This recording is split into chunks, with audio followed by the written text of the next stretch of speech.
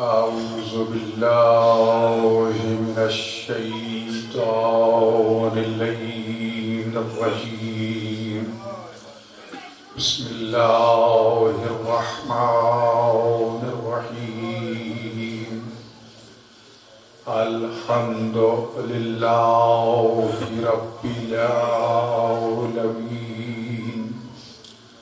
والعاقبة للمتقين والصلاة والسلام على خاتم الأنبياء والمرسلين أبي القاسم محمد صلى الله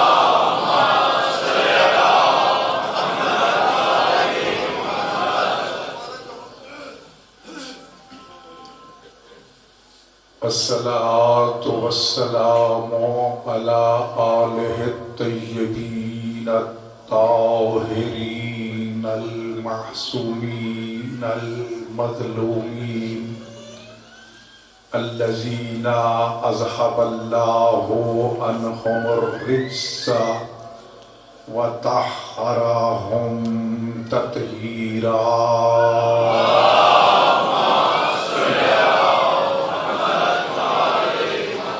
ولعنة الله على أعدائهم وغاصب حقوقهم إلى يوم الدين وبعد يوم الدين أما بعد فقد قال النبي صلى الله عليه وآله وسلم يا سلمان حب فاطمة ينفع في مئة من المواتن أيسر تلك المواتن الموت والقبر والميزان والمحشر والصراط والمحاسبة فمن رضيت ابنتي فاطمة رضيت عنه ومن رضيت عنه ومن رضيت عنه رضي الله تعالى عنه ومن غضبت عليه ابنتي فاطمة غضبت عليه ومن غضبت عليه غضب الله عليه يا سلمان ويل لمن يظلمها ويظلم بعلها أمير المؤمنين عليا وويل لمن يظلم ذريتها وشيعتها صلوات پڑھ لیجیے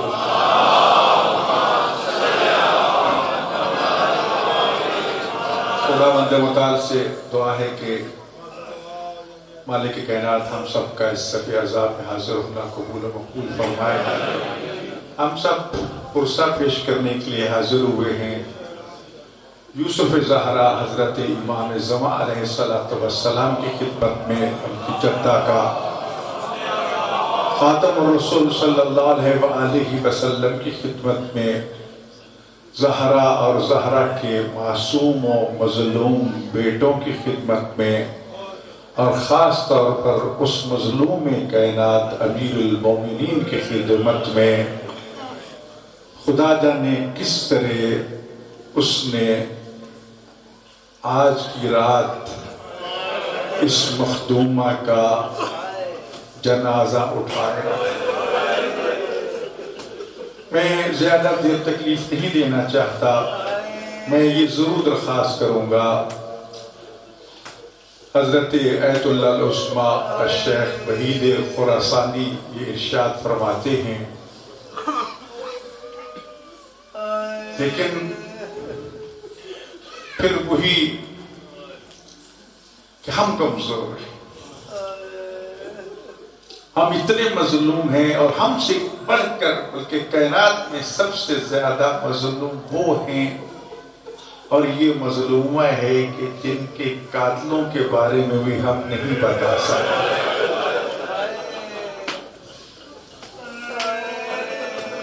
وحید خراسانی یہ حکم فرماتے ہیں کہ میری وصیت ہے، یہ تمہیں نصیحت ہے، تمہیں اپنی اولادوں کو زہرا کے قاتلوں کے نام بتا کے ضرور جانا۔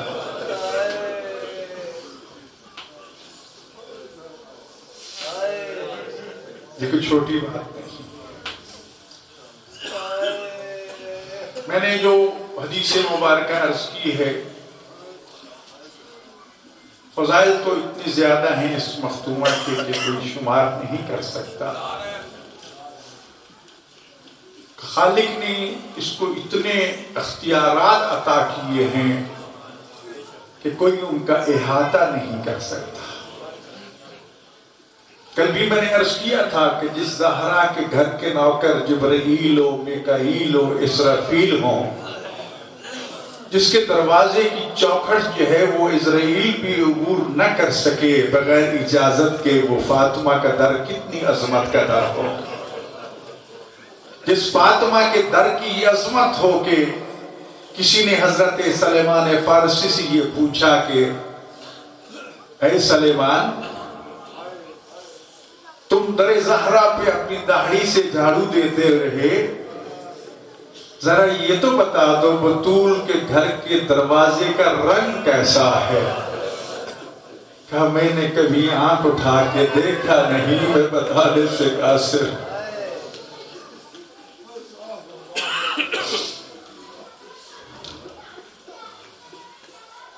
یہ مرثیہ ابھی پڑھ رہے تھے میرے عزیزان، اللہ ان کو سلامت رکھے۔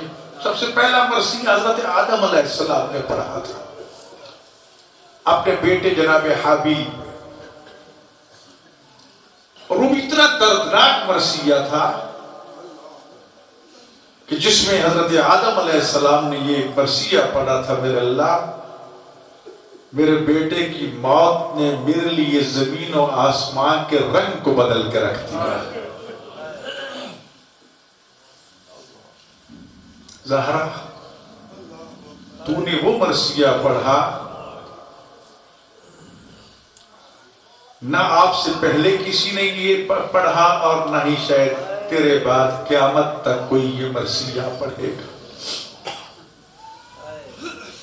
اگر موازنہ کروں تو ممکن نہیں ہے، لیکن ایک سمجھانے کے لیے عرض کرنا چاہتا ہوں۔ اسی زہرا کی بیٹی ام المصائب، ام الرضایا، جس نے 5 سال کی عمر میں ماں کا زخمی پہلو دیکھا، جس نے 4.5 سال کی عمر میں اپنے نانا کا جنازہ دیکھا، جس نے اپنے بھائی حسن، اپنے بابا کے زخمی سر پہ پٹیاں باندھی، اور جس نے اپنے بھائی حسن کے جگر کے ٹکڑے اپنے ہاتھوں پہ لیے، جس نے اپنے بھائی کو ماں کی وصیت کے مطابق پہلا کفن اتار کے دوسرا کفن پہنایا اور اپنے بھائی کے جنازے پہ تیر برستے دیکھے، جس نے 70 قدم پہ کھڑے ہو کے حسین جیسے مظلوم بھائی جس کو دیکھے بغیر چین نہیں آتا تھا ذبح ہوتے دیکھا، جو اپنے بھائی کے ٹکڑے ٹکڑے لاش کو بے گور و کفن چھوڑ کر رسن بستہ حسرت بھری آنکھوں کے ساتھ کہ رونے کی بھی اجازت نہیں تھی، ماتم کی بھی اجازت نہیں تھی، کربلا سے کوفہ تک، کوفہ سے شام تک، شام سے کربلا تک، کربلا سے مدینہ تک، اور پھر جب تک زندہ رہی اپنے بھائی کے غم میں روتی رہی، جس نے جگہ جگہ پہ اپنے بھتیجے سجاد کو قتل ہونے سے بچایا، اور جس نے اپنے 4 سالہ پوتے باقر اور بھتیجی سکینہ کو تماچے کھاتے ہوئے دیکھا۔ عزاداروں، اس زینب نے بھی یہ مرثیہ نہیں پڑھا جو 18 سال کی مظلومہ زہرا نے اپنے بابا کی قبر پہ کھڑے ہو کے یہ پڑھا تھا کہ یہاں متا سبت علیہ وسائب. اب تیرے بعد مجھ پر اتنے ظلم ڈھائے گئے،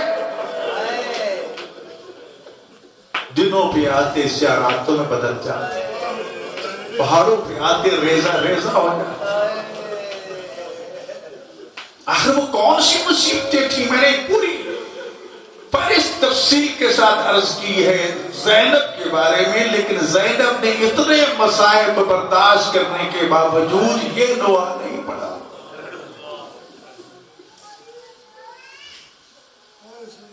لیکن زہرا، حجاج کرام تشریف فرما ہے، بی بی کے گھر سے دربار کتنا دور ہے.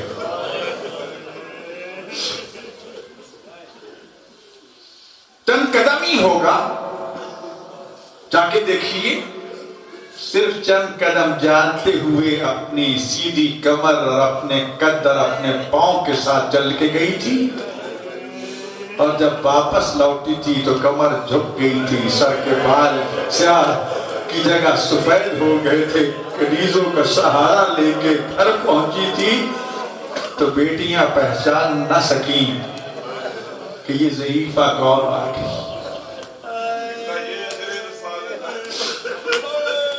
میرے بھائیو یاد رکھو،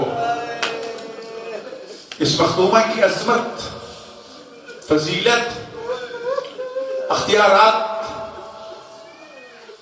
کمالات، معجزات کو کبھی نہ دیکھیں، کبھی ماپنے کی کوشش نہ کریں. ایک طرف اگر عظمت کا یہ عالم ہے تو ایک طرف مسائب و عالم کا بھی یہ عالم ہے.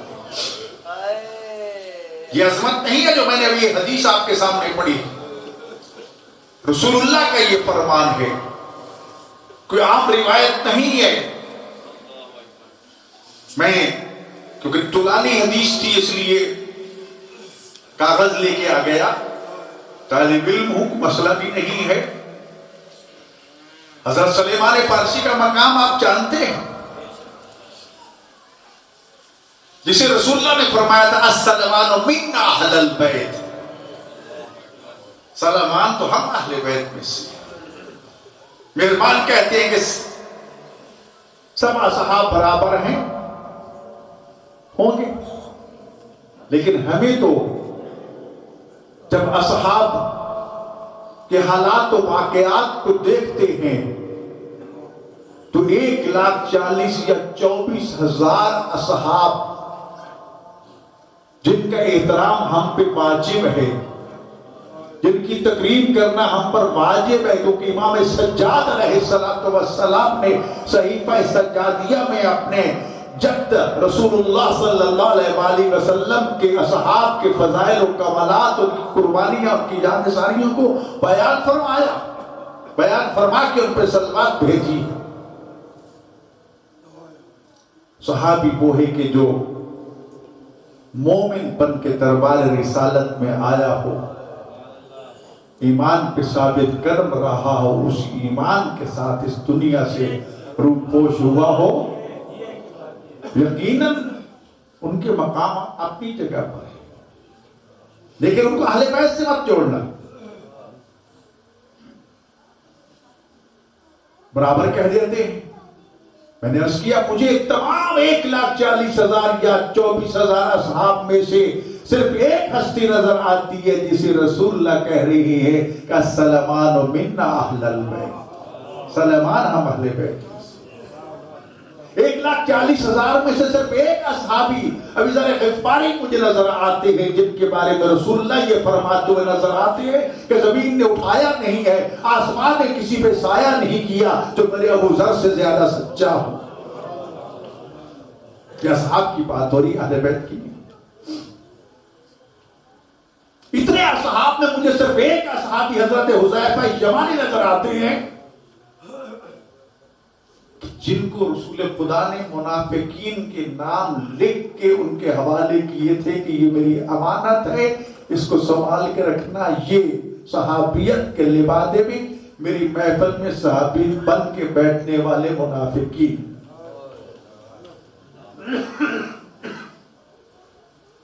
یعنی یہ امانت و دیانت کے اس مقام پہ فائز تھے.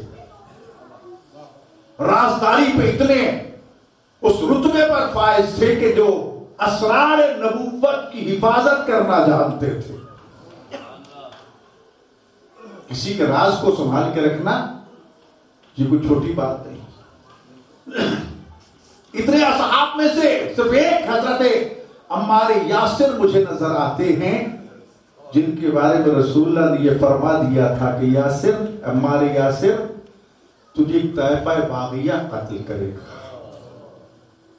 اور یہ فرمایا تھا کہ اگر فرض کر لو کبھی کوئی ایسا دن آ جائے کہ ساری دنیا ایک طرف کھڑی ہو اور میرا بھائی علی ابن ابی طالب تنہا ایک طرف کھڑا ہو، ساری دنیا کو چھوڑ دینا، علی کو نہ چھوڑ دینا.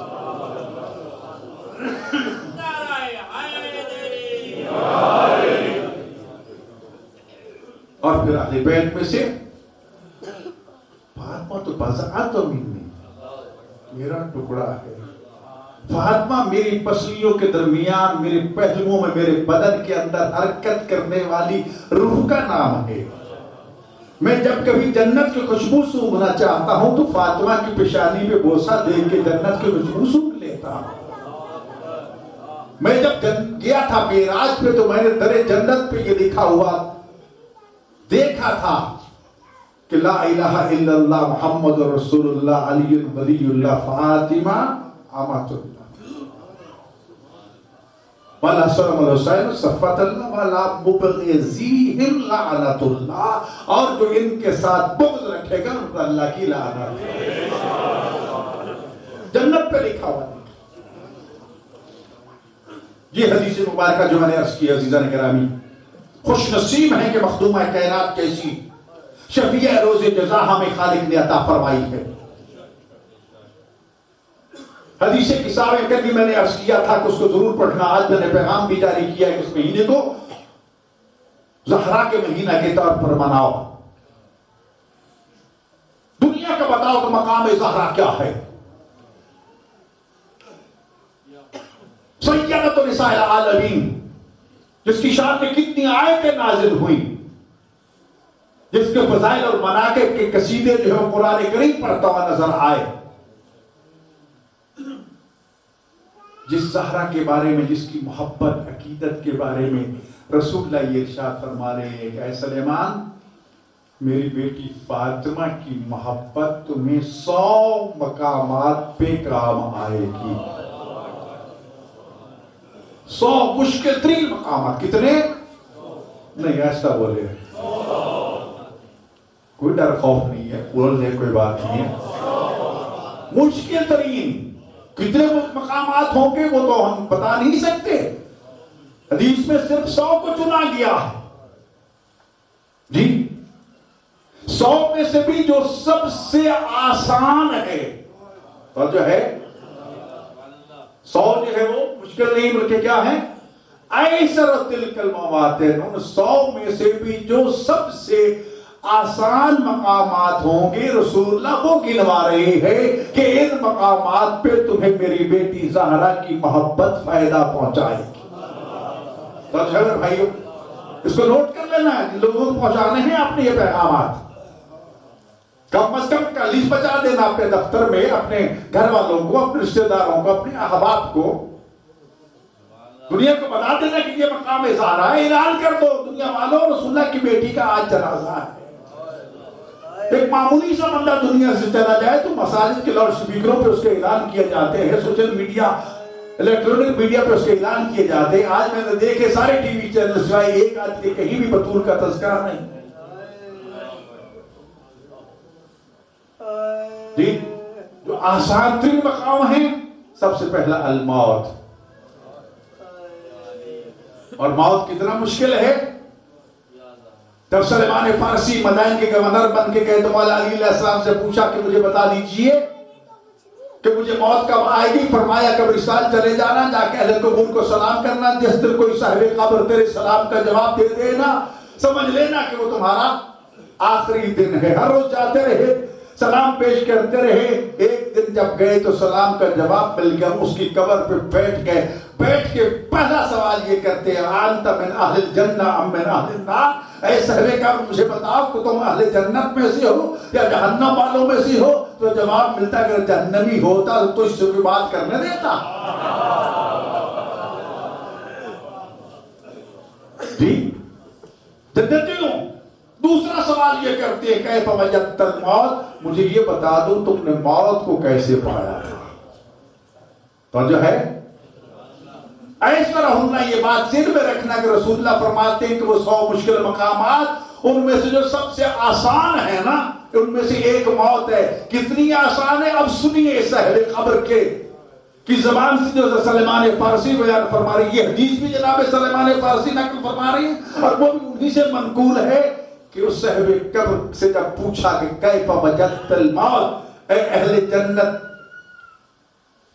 اے صاحب قبر، اے بندہ خدا، تو نے موت کو کس طرح پایا؟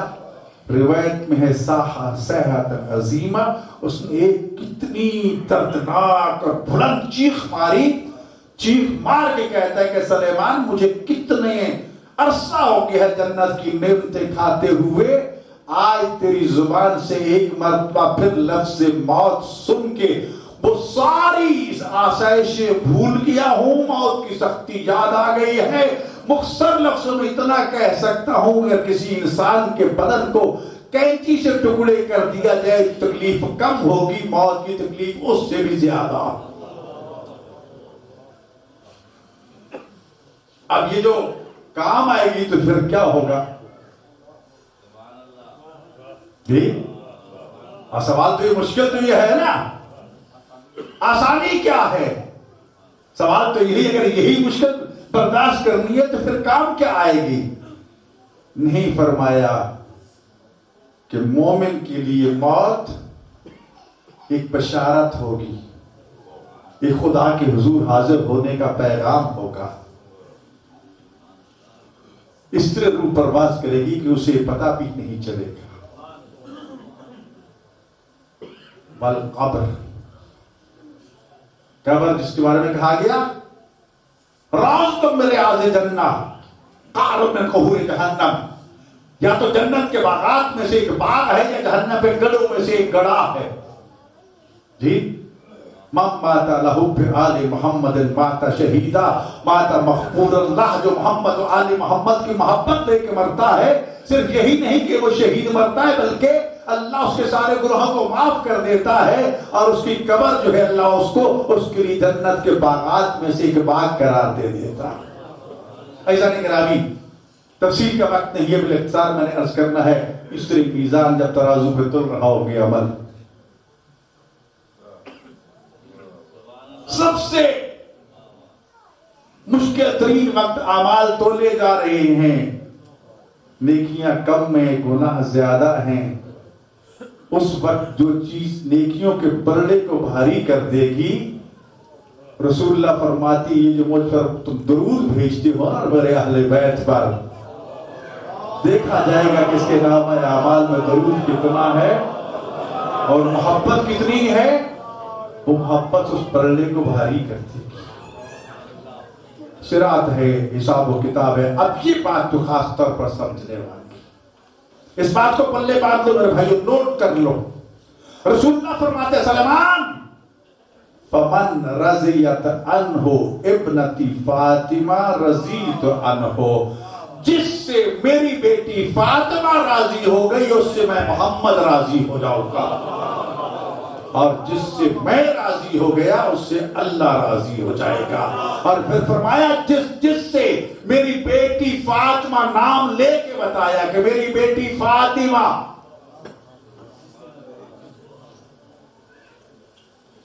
یہ مغالطے دور کر دیئے کہ اگر رسول اللہ کی آغوش میں چند بچیاں پرورش پاتی رہی، ربائبہ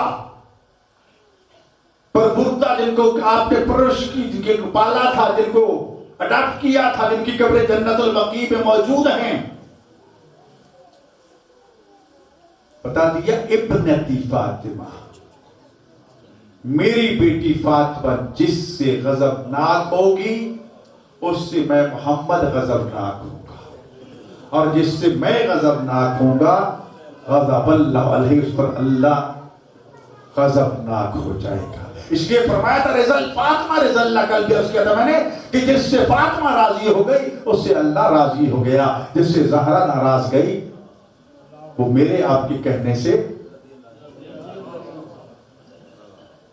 یا سلیمان ویل لمن یظلمها، تباہی ہے، ہلاکت ہے، بربادی ہے اس کے لیے جو میری اس بیٹی فاطمہ پہ ظلم کرے گا. وَيَظْلِمُ بَعْلَهَا أَمِيرُ الْمُؤْمِنِينَ عَلِيًّا، اور جو اس کے شوہر امیر المومن علی پہ ظلم کرے گا. علی مظلوم ہے. خطبہ میں نے پرنٹ کیا، تقسیم کیا، دیکھا جس میں علی خود فرماتے ہیں انا المظلوم، دنیا والوں میں مظلوم. اور اس مظلومیت کا تذکرہ اس وقت بھی مولا علی نے کیا تھا جب یہی ایام تھے بابا کی شہادت کے بعد کے. ایک دن زہرا نے پوچھ لیا تھا ابو الحسن میں نے سنا ہے کہ لوگ آپ کو سلام نہیں کرتے. یہ اس وقت کہ جب فاطمہ موجود تھی تو فرمایا زہرا سے اتنا نہیں، میں سلام کرتا ہوں، میرے سلام کا کوئی جواب نہیں. یہ ہے مظلوم علی. اس لیے علی کے بارے میں فرمایا کہ جو اس کے شوہر امیر المومنین علی پہ ظلم کرے گا ویل لمن یظلم ذریتها وشیرتها، جو اس کی ذریت پہ ظلم کرے گا، جو میری بیٹی زہرا کے شیعوں پہ ظلم کرے گا، اس کی ہلاکت تباہی اور بربادی. میرے بھائیوں فضیلت کا احاطہ نہیں کیا جا سکتا. یاد رکھنا جس کے لیے جس کے 11 معصوم بیٹے ہوں، جس کا شوہر معصوم ہو، جس کا بابا معصوم ہو، جو میدان مباہلہ میں بابا کی نبوت کی گواہی دینے کے لیے گئی ہو. وَآتِ ذَا الْقُرْبَى، رسول اللہ کو حکم ہوا کہ یہ جو مال فیء ہے وہ مال قرآن کریم کی آیت ہے جس کے لیے نہ گھوڑے دوڑائے گئے ہو، نہ اونٹ دوڑائے گئے ہو، نہ تلواریں چلائی گئی ہو، نہ جنگ کی گئی ہو. وہ مال جو رسول اللہ کو مل جائے اس کا مالک اللہ ہے، اور جو اللہ کا مال ہے اس کا مالک رسول اللہ ہے. اور جس کا مالک رسول اللہ ہے فرمایا اے رسول اللہ نے پوچھا میرے اللہ اس مال کو کیا کروں؟ فرمایا آتے ذل قربا، یہ مال اپنے قربا کو دو. قربا عربی دان بیٹھے ایک مدرسہ میں اب تشریف فرما ہیں، علماء تشریف فرما ہیں. قربا مؤنث کا صیغہ ہے جس سے مراد جناب سیدہ سلام.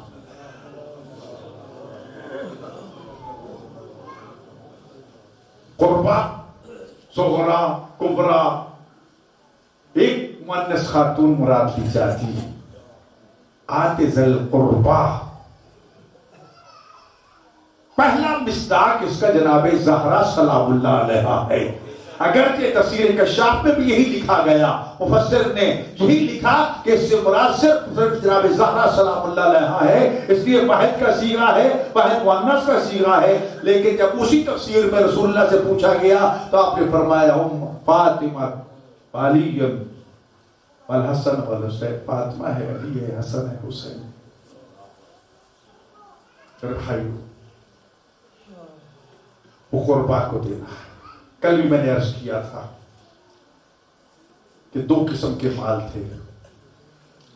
ایک یہ مال تھا جو رسول اللہ نے حکم خدا سے اپنی بیٹی فاطمہ کو عطا کیا تھا، جس کے لیے گھوڑے نہیں دوڑائے گئے تھے، تلواریں نہیں چلی تھی، اونٹ نہیں دوڑے تھے. جن میں سے سب سے مشہور و معروف فدق. صرف ویسے بھی فدق کا وارث جناب زہرا سلام اللہ علیہا تھی، لیکن اس کے باوجود رسول خدا نے اپنی بیٹی کو ہبہ کر دیا تھا.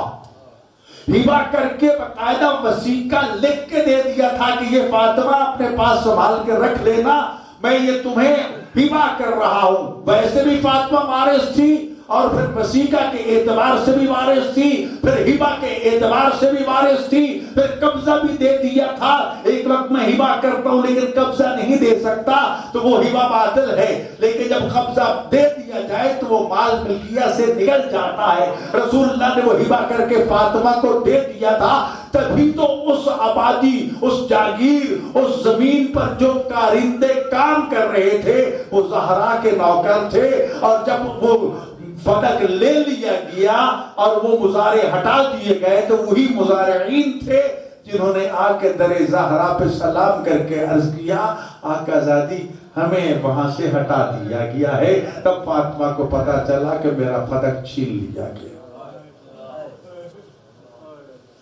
یہ ایک، اور دوسرا میراث جو باپ کی ملکیت تھی وفات کے بعد ملتی، جہاں پھر میں بہت مجبور بیٹھا ہوں کہ وہ لفظ میں آپ کے سامنے عرض نہیں کر سکتا، جہاں کہنے کے ہوتے ہیں وہاں الحمدللہ ڈنکے کی چوٹ پہ کہتا ہوں، اور بیوی کی ترجمانی حتی المقدور اپنی طاقت سے بھی زیادہ کرتا ہوں، مجھے کوئی ڈر خوف نہیں ہے جی۔ اور میں یقین سے آپ سے یہ کہنا چاہتا ہوں اور پھر یہی کہنا چاہتا ہوں کہ جب مشکل ترین حالات میں گھر جاؤ تو بطول کو وسیلہ بنایا کرو۔ یہ سیدہ اپنے شیعوں کو تنہا نہیں چھوڑتی، اور میں نے اس کے تجربے کیے۔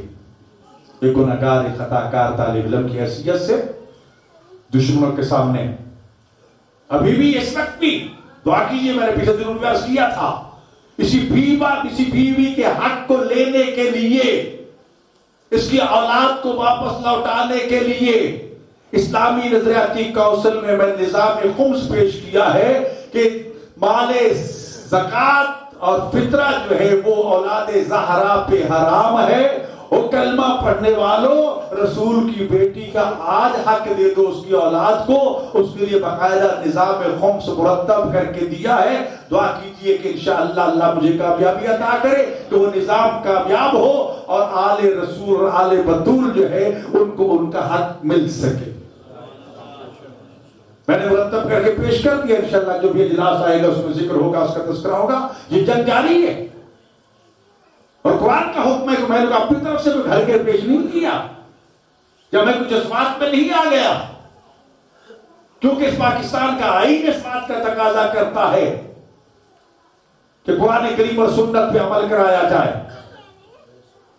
اقتصادی نظام کے حوالے سے دو نظام اسلام نے دیے ہیں، ایک خمس کا اور ایک زکوٰۃ کا۔ نظام زکوٰۃ تو ہم نے نافذ کر دیا، جیسا تیسا بھی کیا، لیکن نظام خمس جو خاموش ہے سارے۔ ابھی سیلاب آیا، اولاد بطول صدقہ لیتی نہیں ہے، غیرت اور حمیت کی وجہ سے ہاتھ پھیلاتی نہیں ہے، اور جن پہ واجب ہے وہ دیتے نہیں ہے۔ کہاں جائیں؟ کیا وہ کل ہماری خلاف شکایت نہیں کریں گے اپنی جنتا کو؟ صرف اتنی مجلس منعقد کر لینا کافی ہے؟ کیا اتنا بتا دینا کافی ہے کہ جناب زہرا کا حق چھین لیا گیا تھا؟ یہ ادا کرنا بھی واجب ہے۔ عہد کرو آج اس چھت کے نیچے، اس بیوی کا جنازہ تابوت برآمد ہوگا خواتین میں۔ آپ سے میری گزارش ہے کہ آپ نے حلقہ بنا کے ماتم کا پرسہ امیر المومن کو پیش کرنا ہے، سڑک پہ جائے جہاں تک ہماری جلوس جاتے ہیں اس حد تک جا کر پرسہ دے کے جانا ہے۔ دشمن کو بتانا، لوگ سوئے ہوئے ہیں، ان کو جگانا ہے۔ دنیا والوں، آج کون دنیا سے گیا ہے جن کی خاطر خدا نے اس کائنات کو خلق فرمایا تھا؟ اس مصطفیٰ کی بیٹی۔ کوشش کرنا اس میں حصہ ضرور لینا۔ میرے بھائیوں، ہمیں ان چیزوں پر توجہ دینے کی ضرورت ہے۔ جہاں تک جناب سیدہ کا تعلق ہے، ادھر بیٹوں کو کہہ دیا کہ درزی کے پاس کپڑے ہیں، رضوان جنت جبرائیل جا کے جبرائیل نہیں بتانا، یہ بتانا ہے حسنین کا درزی بن کے۔ فاطمہ تیرے گھر میں کچھ کھانے کے لیے ہے؟ پاپا تھوڑا انتظار کیجئے، میں ابھی حاضر ہوں. تو مصلی پہ بیٹھ جاتی ہے بطول. پروردگار اپنی کنیز کی عزت رکھ لے، تو جانتا ہے میں نے سب کچھ راہ خدا میں قربان کر دیا ہے. جنت سے کھانے نازل ہوتے، تشت اٹھا کے آ رہی ہے بطول. اور یہ دیکھ کے رسول اللہ نے اپنی بیٹی کو مریم کے ساتھ تشبیہ دی تھی کہ مریم کے کردار پہ فخر کرنے والوں کو، اگر مریم کے لیے جنت سے کھانے آتے تھے تو میری بیٹی فاطمہ کے لیے بھی فرشتے کھانے لے کر آتے. فخر سے کہتے ہو کہ مریم نے فرشتوں سے باتیں کی. یہ تو کوئی بات نہیں ہے، باتیں کرنا اور ہے، باتیں کر کے نوکری کرنا یہ اور ہے. بھائیو بس چشم تصور میں اپنے اذہان کو ذرا جنت البقیع کی طرف لے جائیں. ہم سب دیکھ رہے ہیں سوشل میڈیا پہ کربلا میں بھی جناب بطول کا جنازہ پھاڑا. آج کو میں ابھی بیٹے سے بات ہوئی کہ صبح سے ماتمی جلوس جاری ہے اور ابھی تک وضاحتار ماتم اور زہرا کا جنازے کی شبیہ اٹھا کے فاطمہ معصومہ قم کی خدمت میں جا کے پرسہ پیش کر رہے ہیں. نجف سے پیغام ملا کے لوگ امیر المومنین کو پرسہ دینے کے لیے جا رہے ہیں، لیکن مدینہ سے کوئی خبر نہیں آئی.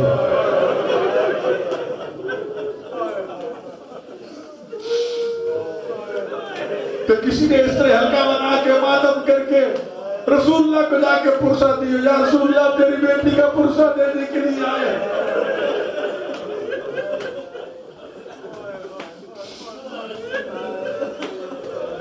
کل میں نے عرض کیا رضوان گرامی،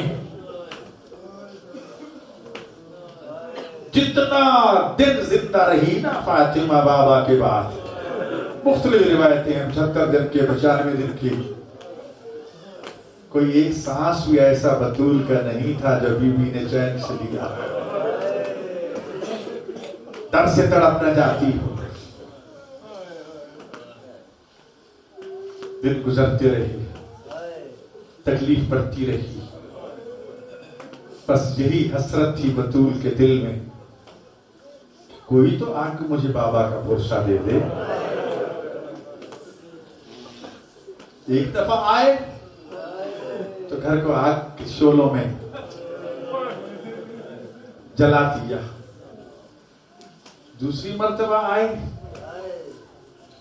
علی دروازے پہ گئے، بڑی بے تابی سے پوچھا زہرا نے ابوالحسن کہ مدینہ والے میرے بابا کا پرسہ دینے کے لیے آئے تھے؟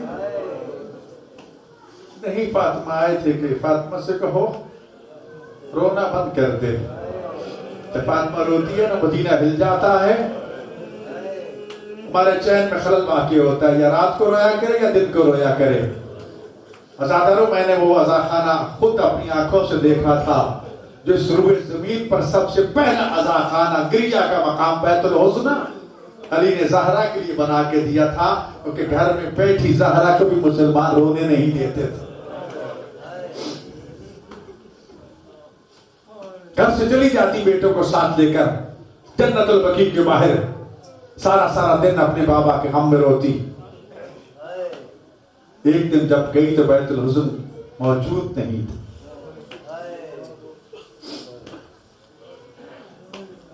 فاطمہ آئے ہیں کہ فاطمہ سے رونا بند کرتے. عزادہ اس وقت 3 جملے بڑے دردناک بطول نے مولا علی سے کہے، یا ابوالحسن غاصب حقی فصبرت، میرا مال چھین لیا، میرا حق چھین لیا، میرا فلک چھین لیا، میری میراث چھین لی، میں صبر کر کے مل بھی جاتا یتیموں میں تقسیم کر دیتی.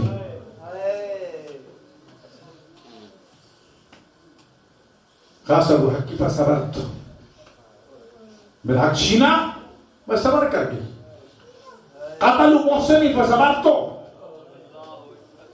علی میرے شکم میں اطہر میں میرے بیٹے محسن کو جن کا نام میرے بابا نے رکھا تھا، اس محسن کو بھی شہید کر دیا. کبھی آپ سن رہے تھے نا وصیہ کہ میں اپنے آپ کو سنبھالوں، محسن کو سنبھالوں، ایک جملہ اور کہہ لیجئے، جب جو ہی ہوش میں آئی تھی بطول تو سب سے پہلے یہ پوچھا تھا کہ میرے چچا کا بیٹا علی کہاں ہے؟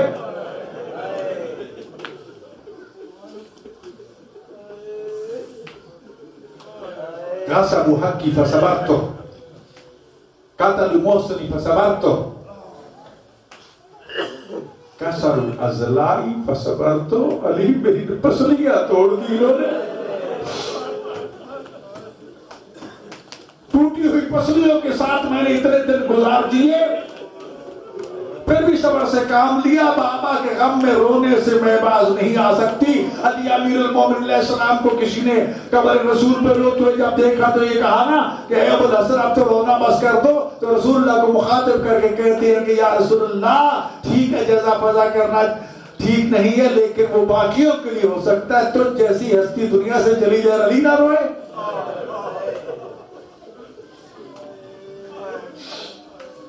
روز بروز وقت گزرتا گیا، درد بڑھتا گیا، بی بی کے لیے عبادت کرنا بہت مشکل ہو گئی۔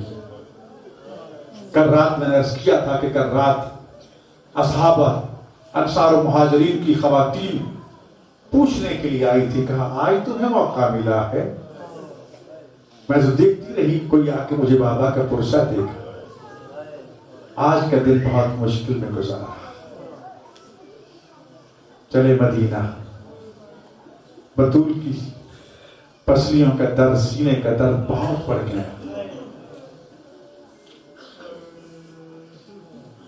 شہزادوں سے کہا کہ جاؤ جا کر اپنے نانا کی قبر پہ میری صحت کے لیے دعا کرو۔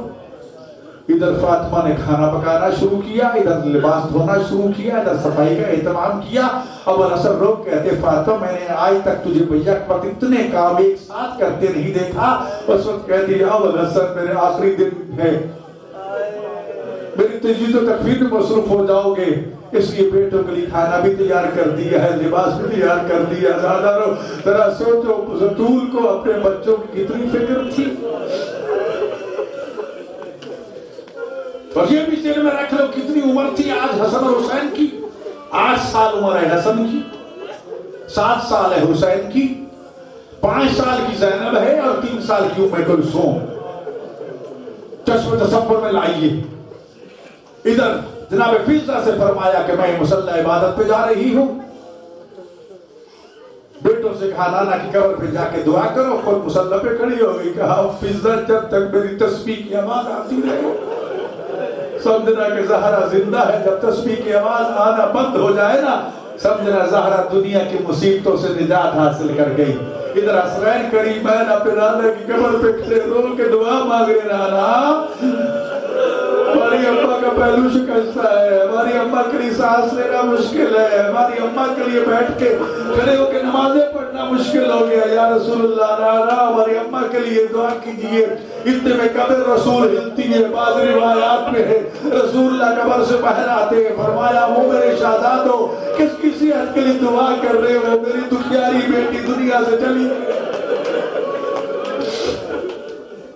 حضرت اللہ روتے ہوئے کنجوسی نہیں کرنی، جس کو بابا کے غم میں رونے سے روک دیا گیا تھا آج اس کو اس کے بابا کے غم میں بھی رونا ہے، اسے بھی پرسہ دینا ہے، علی کو بھی پرسہ دینا۔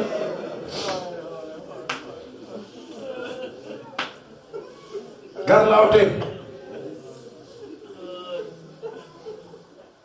فضہ ہماری اماں کہاں ہے؟ بیٹا آپ کھانا کھا رہے ہیں؟ اب کی اماں نے عبادت کر رہی ہے۔ نہیں ہماری اماں دنیا سے چلی گئی ہے، ہمارے نانا نے ہمیں بتا دیا۔ نہیں بیٹا بڑی کوشش کی کھانا کھا لے، نہیں جب دروازہ کھولا تو بطول اس دنیا کی مصیبتوں سے جان چھڑا کے وا محمد وا علی وا اماں کی آوازیں بلند ہونا شروع ہو گئی، ازادر حسن حسین رسول اللہ کے بعد ایک مرتبہ پھر آج خانہ زہرا سے گریہ کی آوازیں بلند ہو رہی ہیں، وا محمد کی صدائیں بلند ہو رہی ہیں۔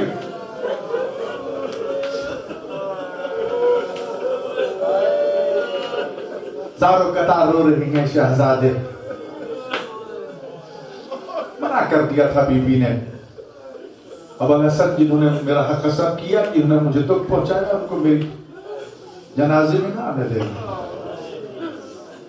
تاریخ کی طرح حقیقت ہے مسلمانوں، مجبور ہیں ہم ان چیزوں کو عرض کرنے پر. غسل دیا جا رہا ہے، وصیت تھی. ام ایمن فضہ غسل دے رہی ہے، اور یہ بھی وصیت کی تھی. کسی نے بیوی کے سامنے بتایا تھا جب ہم حبشہ ہجرت کر کے گئے تھے تو وہاں ہم نے دیکھا تھا جب کوئی خاتون دنیا سے جاتی تھی نا تو اس کا تابوت جنازہ اس طرح تیار کیا جاتا تھا کہ کھجور کی شاخیں اس طرح ٹیڑھی کر دی جاتی تھی اور میت کو اندر رکھ دیا جاتا تھا تاکہ میت پہ کسی نامحرم کی نظر نہ پڑے. تو فاطمہ نے وصیت کی تھی یہ طریقہ مجھے بہت پسند آیا، فضہ ام ایمن میرا ایسا ہی تابوت تیار کر. ازادہ غسل دیا جا رہا، کافی دیر غسل کی. بلاخر علی نے پوچھا فضہ خیریت تو ہے؟ ام ایمن اتنی دیر ہو چکی ہے غسل ابھی مکمل نہیں ہوا. تو رو کے کنیزے سوال کرتی ہے مولا ایک مسئلہ بتا دو، اگر میت کے بدن کا کوئی حصہ خشک رہ جائے تو کیا غسل ہو جائے گا؟ فرمایا نہیں. اس وقت رو کے کہتی ہے مولا ہم نے بڑی کوشش کی ہے کہ بطول کے پہلو سے زہرا کا ہاتھ ہٹا لے، زہرا کا ہاتھ نہیں ہٹنا اس سے، یہ سنت علی آگے بڑھے. خود علی بیان فرماتے ہیں میں نے جب زہرا کے پہلو سے زہرا کا ہاتھ ہٹایا اور زہرا کی ٹوٹی ہوئی پسلیوں پہ میری نظر پڑی تو ایک مرتبہ میری چیخیں بلند ہو گئی، روزہ رسول کی طرف درد پھر گیا. میں نے رو کے کہا یا رسول اللہ علی کو معاف کر دینا، میں تیری امانت سے یہ سالے واپس نہیں کر سکا. حضرکم اللہ حضرکم اللہ. زہرا کی بیٹیوں کو پرسہ دیجئے، زینب کو زینب کی ماں کا پرسہ دیجئے، چھوٹی چھوٹے بچے. غسل ہو گیا، کفن پہنا دیا گیا، جنازہ تیار تھا. وصیت تھی رات کی تاریکی میں جنازہ.